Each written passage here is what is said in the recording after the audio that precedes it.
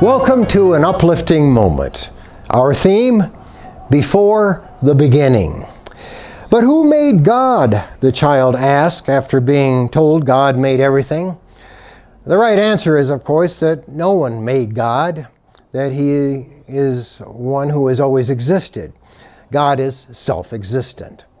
Now that seems difficult not only for a child to accept, but many adults as well.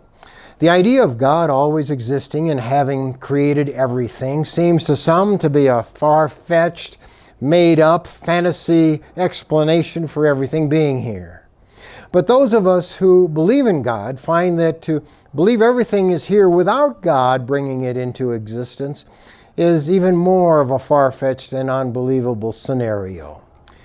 The prevailing view of the origin of the cosmos is that it came into existence in what is called the Big Bang. The website science.com states, the universe as we know it started with an infinitely dense singularity, then inflated, first at an unimaginable speed and then at a more measurable rate over the next 13.8 billion years to the cosmos that we know today. What caused the Big Bang to happen? Cosmologists and other scientists say they don't know. One theory is that it's a rebound from the collapse of a previous universe. Still another explanation is that there are multiple universes and ours popped into existence from these. The question, and actually questions for me and many others that keep coming up and beg for an answer, are questions like this. But what made the Big Bang happen? Or where did these earlier universes or multiple universes come from? One of the fundamental principles of science is that of cause and effect. Every effect has a cause. So what caused the existence of the matter and energy that makes up the universe in the first place? To say it has always existed, that it's eternal, is one answer given. But for many of us, this belief, and it is a belief, isn't very intellectually satisfying. We want to know where it originally came from. How can something material always have existed? How about being open to the idea that something outside the time-space continuum, something that is neither energy nor matter, created what exists?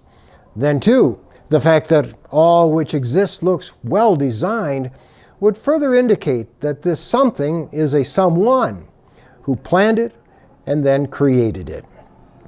Many scientists do believe in God, as did a great many of the first scientists. Science does not necessarily rule out God. In fact, the idea that there is no God is as much of a belief as the idea that there is a God. There may not be enough evidence to compel belief in God, but many believe that there's enough evidence to make belief in God compelling. Clear thinking, smart people come down on both sides of the issue as to whether God exists. Could it be that what we believe is more of a heart issue than a head issue? The very first sentence in the Bible, in Genesis chapter 1, verse 1, says this, "In the beginning, God created the heavens and the earth."